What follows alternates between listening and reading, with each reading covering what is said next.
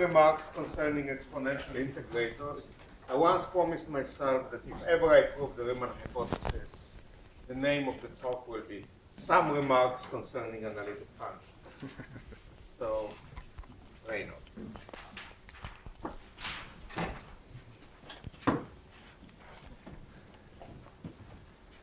Well, it is true when I submitted that title that I thought I had proved the Riemann hypothesis, but I found a small mistake, so I've actually changed my title. But the content is still the same. Well, the content is still the same as I had originally in mind. Let's see, where's the pointer? Yeah. So the current title is Linearization Preserving Integrators, and I'm going to explain what that is. And this work has been done in collaboration with David McLaren and Will Wright in Melbourne. Okay, so our perspective on geometric integration has always been from the dynamical systems point of view. And that's to say that geometric integration is sort of the intersection of dynamical systems theory with numerical ODEs. And the idea is that in geometric integration you preserve some dynamical property exactly. And so then the next question is, what properties are there that can be preserved? And there's quite a lot of them. Ernst already mentioned a few in his talk last week. Here I've written a few more. So basically, you can preserve symplectic structure, you can preserve phase space volume, you can preserve first integrals such as energy and so on, symmetries, Poisson structure, Lyapunov functions, foliations.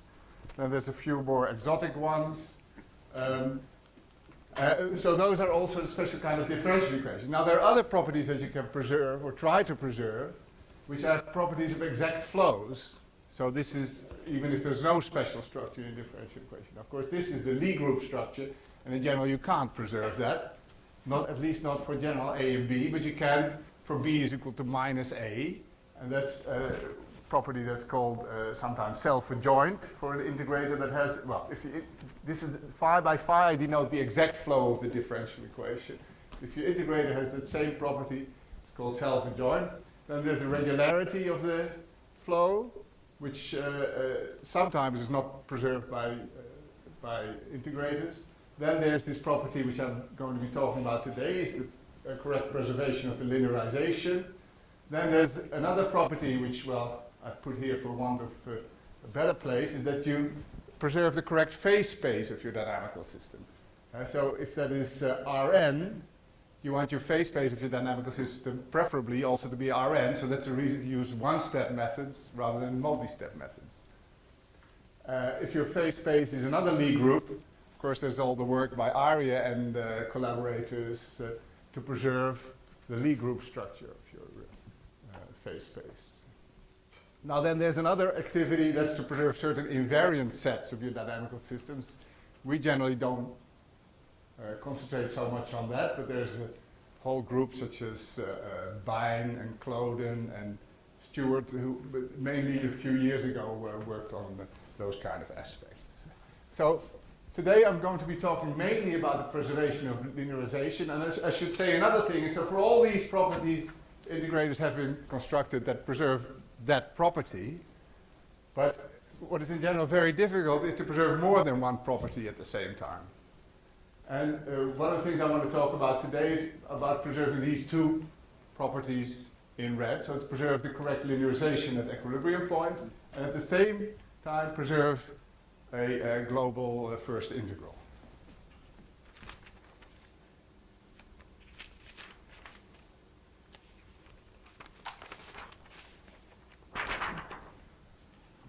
Put this one over here. And certainly, I must apologize for my handwritten slides. I usually have very nice text slides, but this time I couldn't get organized in time. All right, so what do I mean by linearization preserving integrator or algorithm? Well, you'll see in a minute that it's one of those things where you realize you've been talking prose all your life. This is, a lot of people will realize they've been using linearization preserving integrators all their lives. So consider a differential equation, dx dot equals f of x, and with a fixed point x bar. Now this is a little bit confusing because some people use the bar for something else, but I will use that in this talk for fixed points or equilibrium points. And then, let's say the linearization at the equilibrium point arrives like this, where this is the Jacobian matrix at the equilibrium point. Now the exact flow has the property that the linearization at the equilibrium point is given by the exponential of the Jacobian. And it's that property that we want to preserve in our integrators. So we call a numerical integrator psi, linearization preserving at the equilibrium point x bar, if the numerical solution satisfies this property. So that the matrix, which is the, sort of in front of the linear part, is the exponential of the matrix which you have in the differential equation.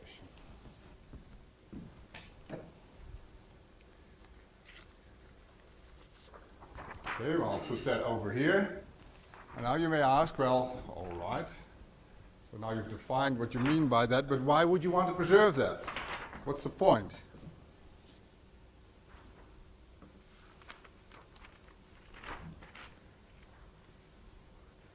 And the point is the following. First of all, the dynamics in the neighborhood of a fixed point is largely determined by the normal form at that fixed point. Okay? But the normal form is determined by the linearization at the fixed point.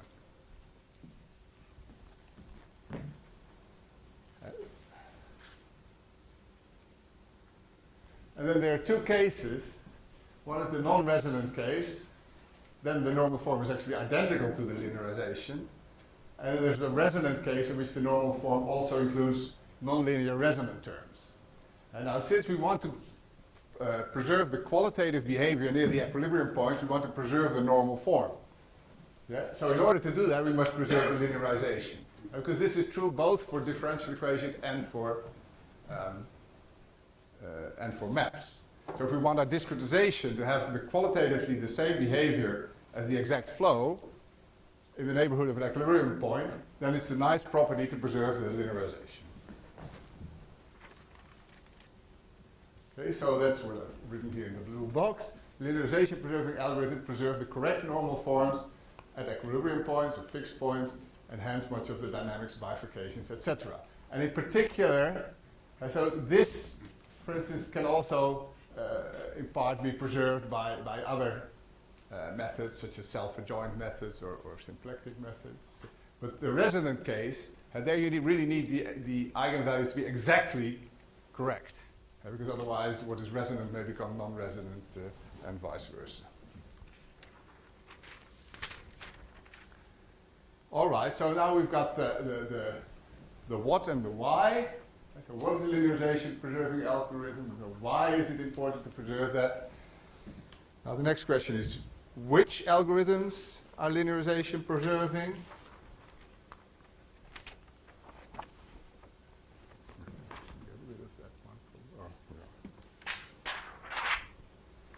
And then, well, we've already seen one of them, I think, or either this week or last week. And that's just an example of an algorithm that preserves linearization at equilibrium points is the exponential Euler method, where this, so it's the new x is just given by the old x, and then plus h times phi of the Jacobian multiplying the vector field f, and where this function phi is defined as follows.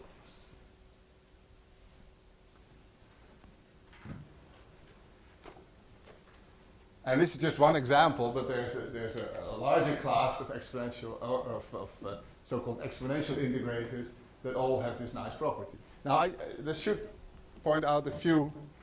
Well, first of all, a few remarks, if you like. First of all, mostly these exponential integrators have been used either for stiff problems that arise from semi-linear partial differential equations, or for highly oscillatory second-order ODEs. But our perspective here is, or my perspective, is a little bit different. So I'm not necessarily interested in stiff systems. I'm not necessarily interested in large dimensional systems, but I'm interested in preserving the linearization at fixed points. So this can be either in a small dimensional system, or in a large dimensional system, in a stiff system, or in a non-stiff system. And well, one, I guess, corollary is that because, well, certainly in the examples I'm going to show you, the dimension can be quite fairly low. We don't care too much whether the method is explicit or implicit. And well, let's put it this way, our methods are generally implicit. And I guess what I want to emphasize is that this method here is linear preserving at any fixed point. So all the examples I think that we've seen so far, the fixed points at the origin, and there's one fixed point. Now, of course, if there's one, you can always transform it to the origin. But the point is that since this is a B-series method, it's invariant under translation. So wherever there are fixed points, the same property holds, that you get the correct linearization there.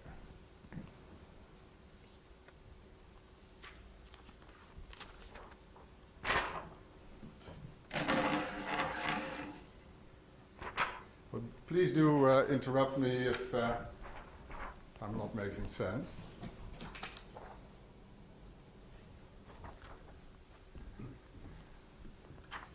Okay, well, so I've stated the problem. We want to preserve the linearization at equilibrium points, and I've given the solution.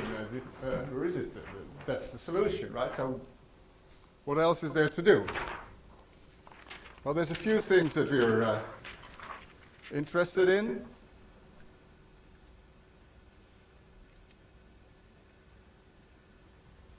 One is the question of, so this method, of course, requires the calculation of this exponential of the Jacobian matrix at every step. And if it's an implicit method, it's sort of even more cumbersome. So one thing we're interested in is when can we use constant, the exponential of constant matrix. So here there's an exponential hidden in here.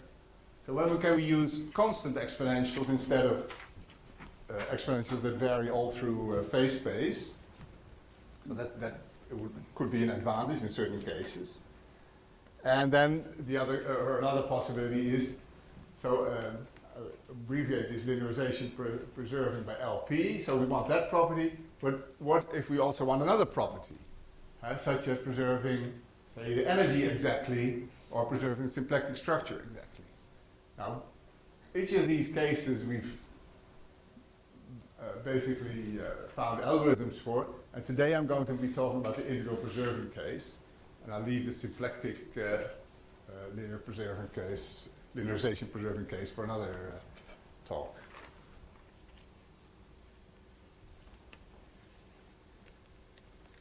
Okay, so now we're going to have a look at these two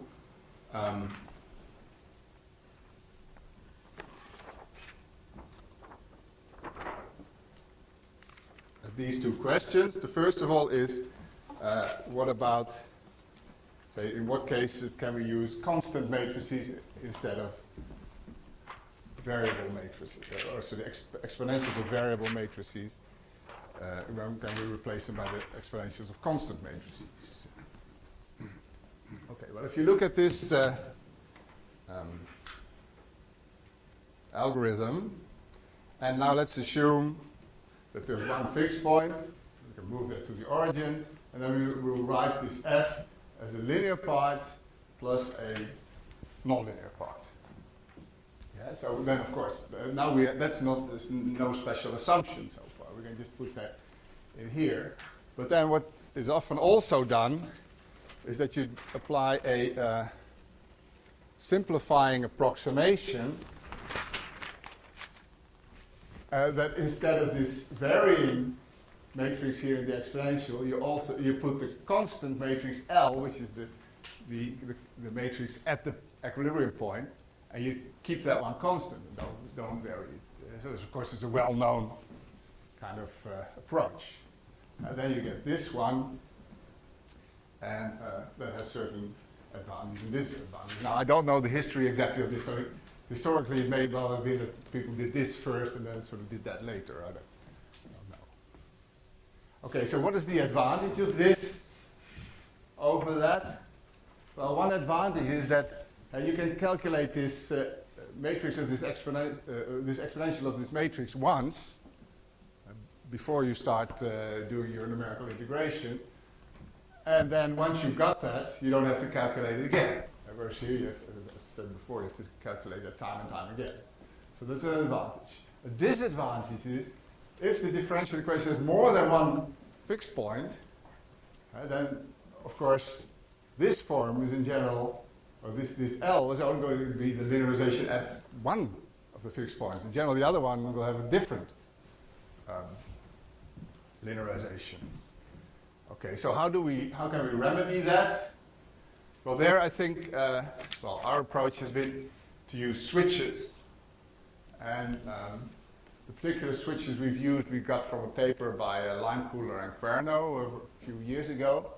And so what you can do is sort of, diagrammatically, if you think that there are two fixed points here, and then in some neighborhood of this fixed point, you use the constant matrix, say L1, and the neighborhood of this fixed point, you use the constant matrix L2, and then from here to here, you have some switch that goes from that exponential to some standard method, which could be something completely without exponentials.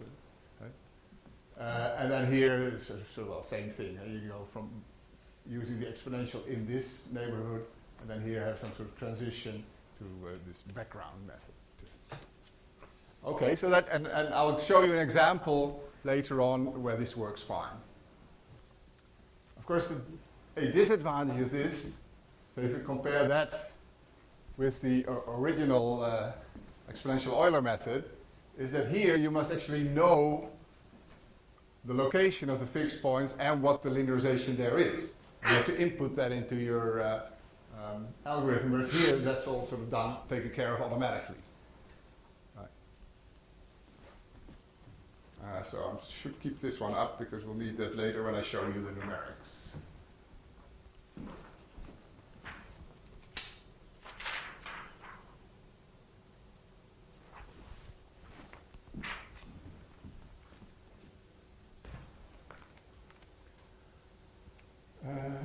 Okay, well, I just removed the slide which had the sort of two questions that we were going to ask. One was the sort of constant versus non-constant, which I just looked at. And the other one is, what if we want to preserve also an integral exactly, as well as having these correct exponentials at equilibrium points.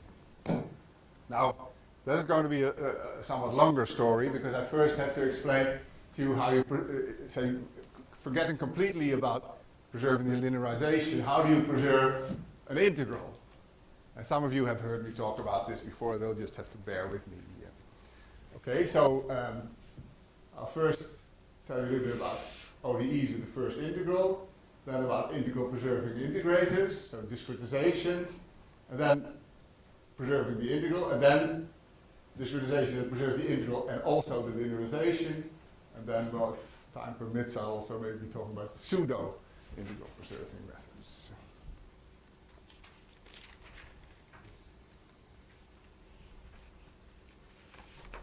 Okay, so I'm going to start first with differential equation with the first integral, because this is going to be similar to what we saw this morning. Of course, people have looked a lot at differential equations with integrals, but I'm going to present the continuous case in the form that will carry over to the discrete case. So what is a differential equation with the first integral? Well, it's just a differential equation where there is some function I of x, which is whose total derivative with respect to time is 0. So it doesn't have to be Hamiltonian or anything. It could be anything that has a conserved quantity. Now, what do I mean by this? I mean that the partial derivative of I with respect to xi and then times dxi dt is 0. It's just the chain rule. Then if we, of course, for solutions of the differential equation, so we substitute the differential equation here. So it comes to saying that the vector field is orthogonal to the gradient of the integral. And what we have found a few years ago is that these two things together, so the differential equation plus the fact that it has an integral, is equivalent to saying that there is a skew symmetric matrix S of x, which generally depends on x, such that you can, instead of writing these two things separately, you can combine them into this one form, or into this, well, one equation here. Dx dt is a skew matrix times the gradient of I. And now we all know examples of this. That, for instance, when this S is the constant matrix 0, 1, negative 1, 0, then you get Hamiltonian systems.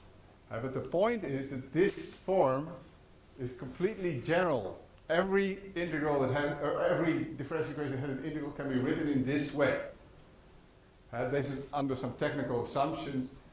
For instance, it's sufficient that the integrals are Morse functions. And we have given constructive proof of this, so you give us the differential equation, the integral will give you the S. So this is the form I'm going to be using, and why am I going to use that form? Because actually we can discretize this form in a very similar discrete form to get a discretization which also preserves exactly the same integral.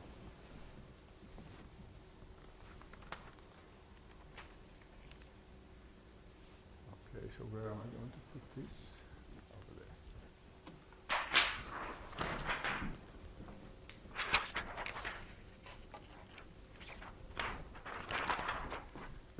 All right, so how is this done? So I must emphasize again, this is not the new part. This is just something we did a little while ago. So we have a differential equation like that. It's a skew matrix times the gradient of an integral. And now the point is that the discretization is very similar. We just replace the left-hand side, dx dt, by the Newton quotient, xn plus 1 minus xn divided by the time step. We replace this S by any skew symmetric matrix S wiggle, as long as it's consistent, so that in the continuum limit this S wiggle goes to that S. And the major difference is that the gradient here is replaced by this gradient with a bar on it. It's what we call the discrete gradient, which I'll define in a minute.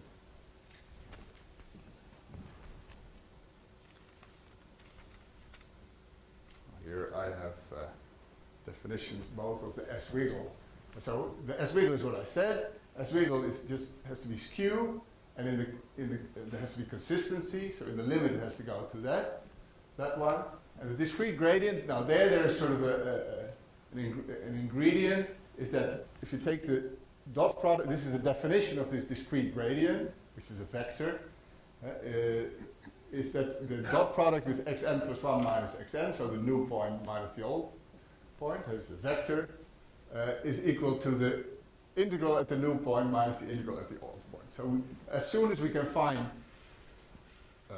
vectors that satisfy this, then we're in business. Now, this is not very much of a constraint because this is a vector, but this is only a scalar equation. So actually it turns out there are very many solutions of this. I'm not going to go into that now, but it's very easy to find solutions of this. And well, you'll find them in the reference that I'll give at the end, I suppose. And I guess the other thing is that in the continuum limit again, this discrete gradient has to go to the ordinary gradient. So I should say one thing is that for instance we can just take this S wiggle just to be identical to S. That's certainly allowed. This discrete gradient can't be equal to the continuous gradient because that doesn't satisfy this. But it can be equal to the continuous gradient at a specific point. But well, okay.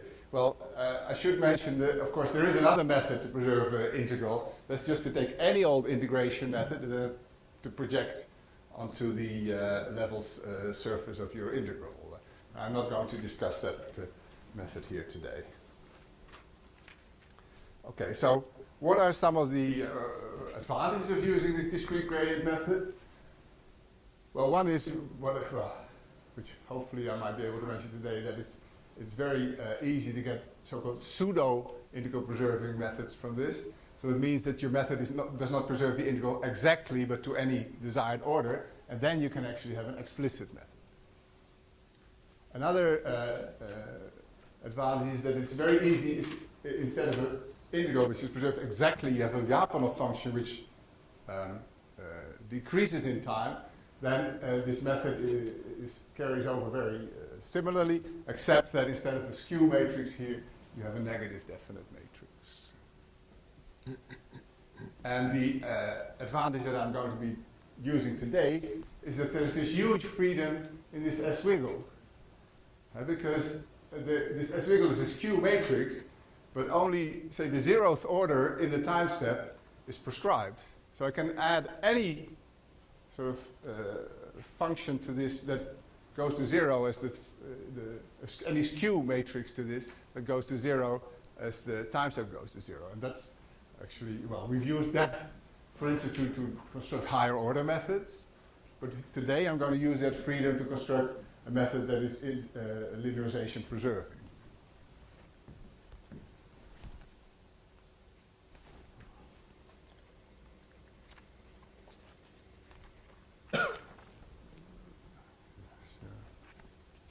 See if we might put this one over here.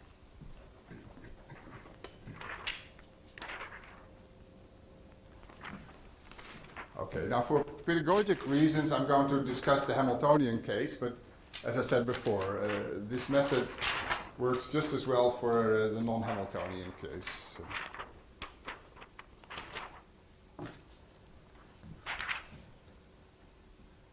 So now I want to talk about how do we preserve the integral, which I've just explained, but at the same time the correct linearization at equilibrium points.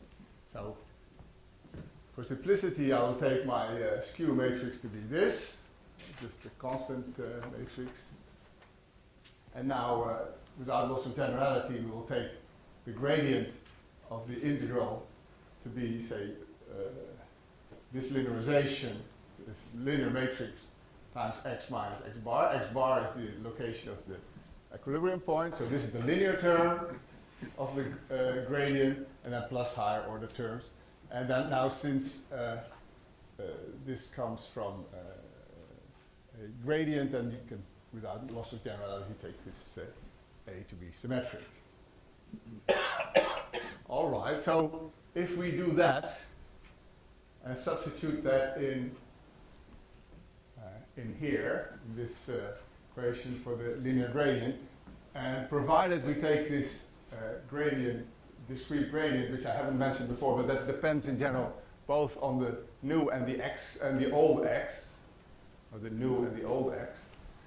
If we take that symmetric, which no law against that, then the linearization of our discretization will be this, plus high, and then of course there are higher order terms.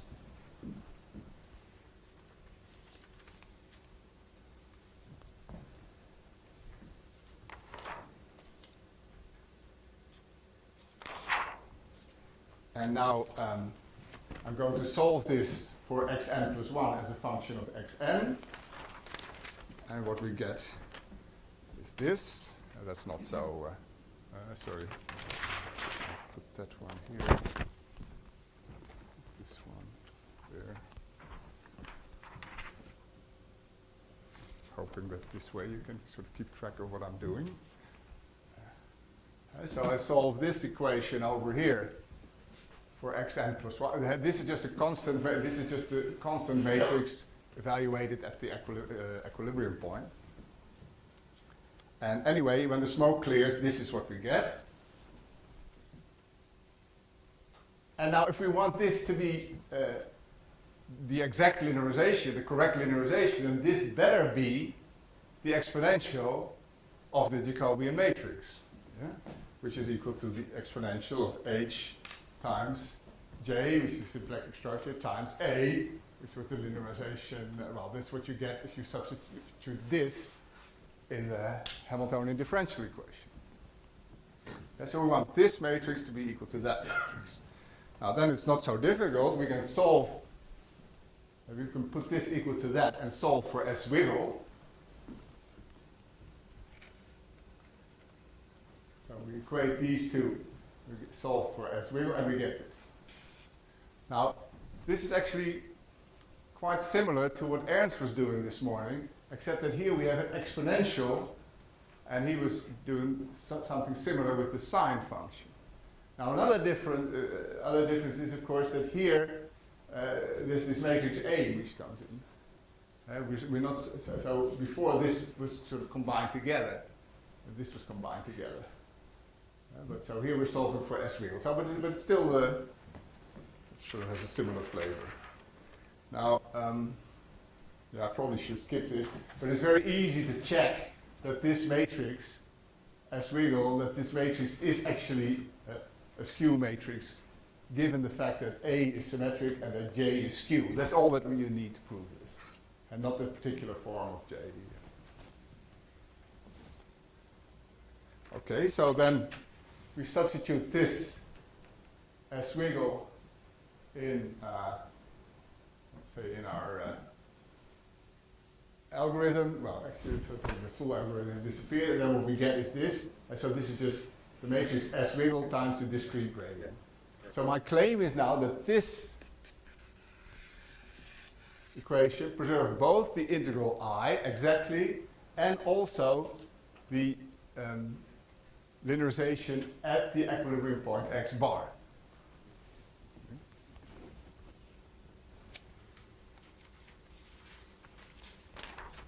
I'm nearly coming to the end of the sort of theoretical part of the talk.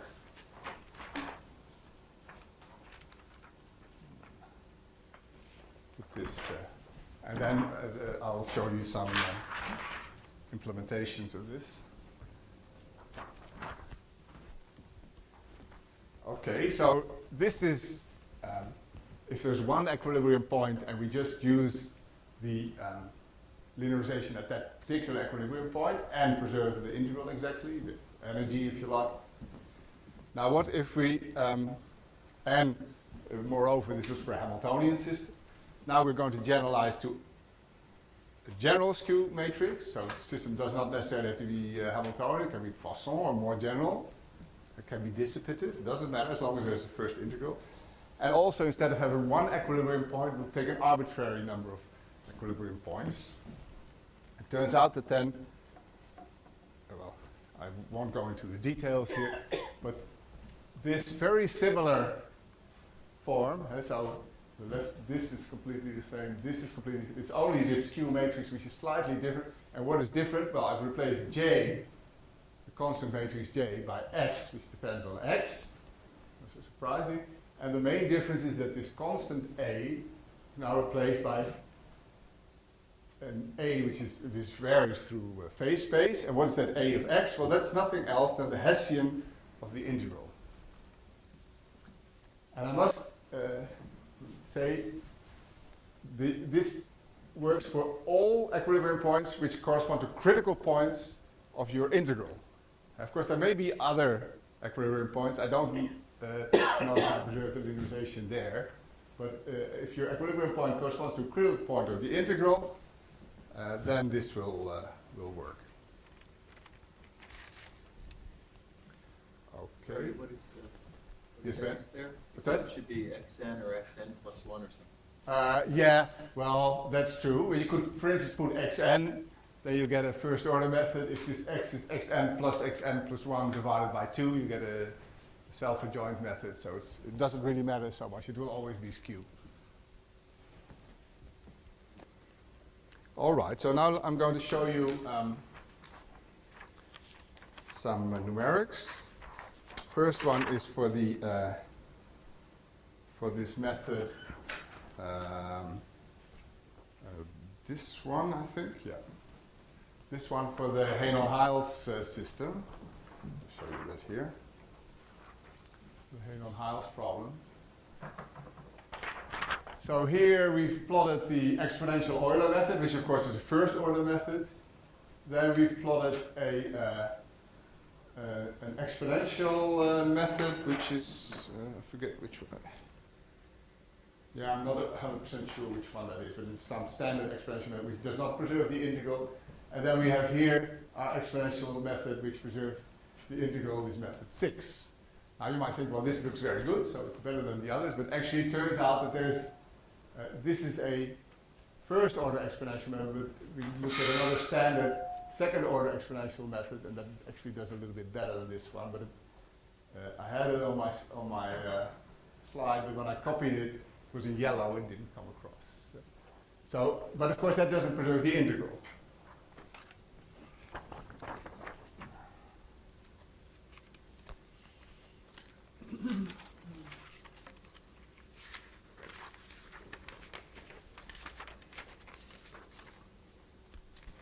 Okay, now here the same problem, and here we've looked at these pseudo-integral preserving methods. So now instead of plotting the global error in the solution, we plot the error in the integral, and you can get that, as I said before, you can get that of arbitrary order.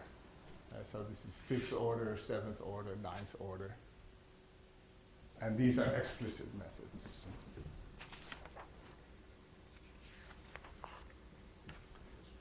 All right, so that is for, those pictures were for a system with one equilibrium point and preserving the integral. But what now if we want to have a system with 2 or more equilibrium points and preserve the integral?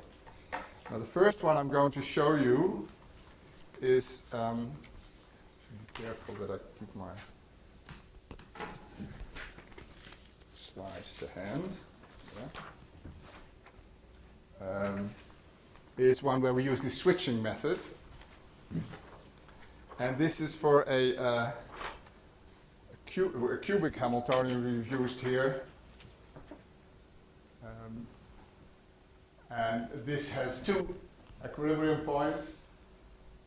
And we switch from, say, one exponential to another. And, well, we just wanted to check that everything works fine, and it does.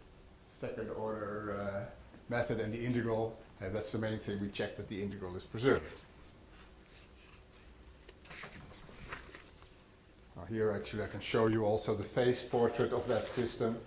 It's very similar to the double well potential, except that here we have a cubic potential instead of a quartic potential. So this is the phase space, so there's an equilibrium point here and another one here, and then we're looking at this orbit here. Right? This is just, I must just tell you all that this is all very much work in progress, so all these numerics are from the past week.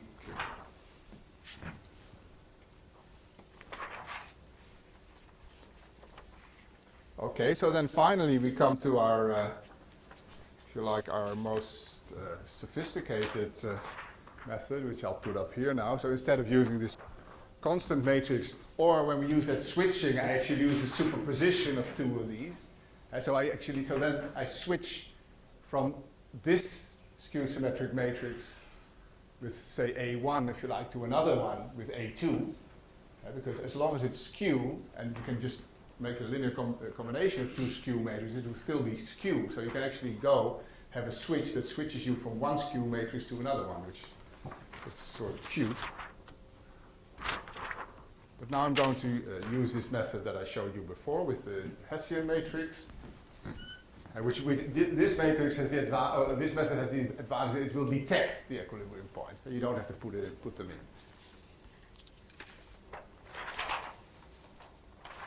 Now there we got the following global error, and so here we got a sort of unexpected surprise that this method, which is supposed to be second order, actually looks like it's third order. And actually the errors are quite small. So for a second order method, the errors here are 10 to the minus 9, and the time step is 10 to the minus 2. So it's very accurate. But these are very recent results, some stuff that happens here which we don't quite understand. And that may be due to the fact that this has been done using MATLAB, which is not very sophisticated in the calculation of exponentials, at least not the standard version that we used for this. And now the last slide I will only show you, because those of you that sort of have intercontinental collaborations, they will know that one of the advantages of that is that you can work around the clock. So I just got this graph from Melbourne at 1:30 this afternoon for my collaborators there. And this is just to show you that the Hamiltonian is indeed preserved. And so this is sort of to the tolerance of the method that we're using here.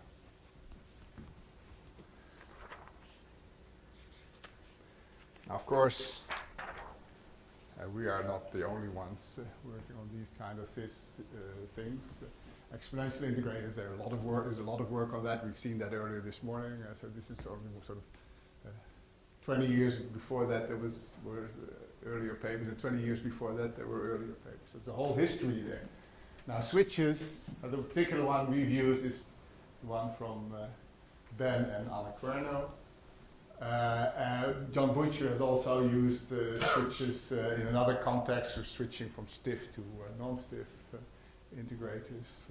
Then on the preservation of integrals, we wrote something in the special issue in the philosophical transactions a few years ago. There's very recent work by Celadoni, Cohen, I guess I haven't put two and two together, and Brynjolf Overen, where they actually use projection instead of what we do here.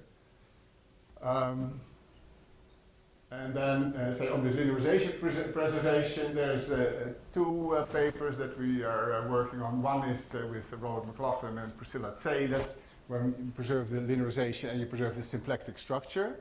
So I think what we've been able to do here is preserve the symplectic structure for arbitrary Hamiltonian, not necessarily kinetic plus potential energy or something like that. But the method is still quite primitive, I should admit. And then the things I've been talking about today are with McLaren and Wright. So I think I should stop there, and we might still have time for one or two questions. Thank you. Thank you very much.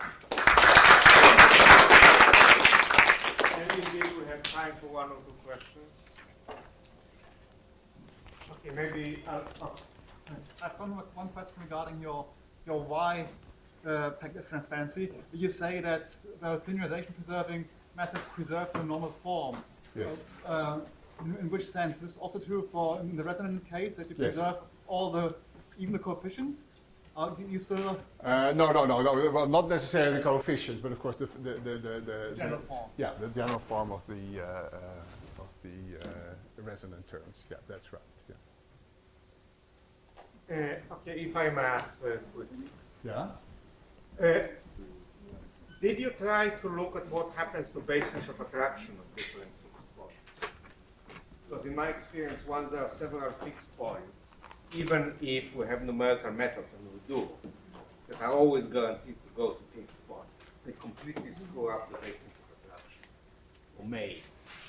Well, that's actually a good suggestion. As I said, this is all very new work, and I suspect that one of the reasons you see this very good accuracy is that it preserves things like, hopefully, preserves things like that better. But I should stress that this is not just for attracting fixed points. It's also for settle points or anything like that.